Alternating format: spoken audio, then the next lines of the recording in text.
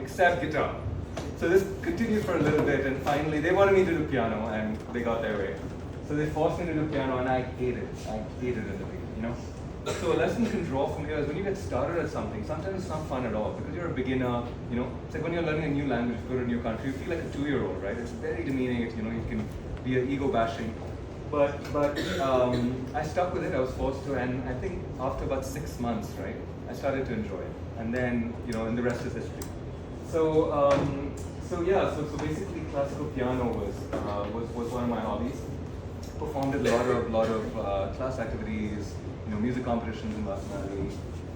Won some awards at the Gurgaon School of Music. And what are some of the lessons we can learn from classical piano, right? I started to understand the structure of music. So now when I'm listening to Spotify, I'm listening to things, I actually understand how the chords work. How many of you read sheet music or have studied music at all? Hands up, one. Okay, so we have a fair number. Excellent, great. This is really, really good.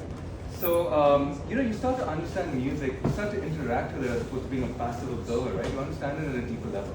So I think that's one of the, there's a structure to the music and you start engaging with it as opposed to just being a passive observer. I wanted to talk about also so I study math at Princeton. It's a great place to study math. Have you guys seen the movie Beautiful Mind, John Nash? Anyone? Raise your hands. Okay, excellent. So he actually taught there, he taught a part of a class I took. And I want to dive in how your extracurriculars can tie in and work with your academics. So I was never very naturally good at math, it was kind of, I trained, I got good at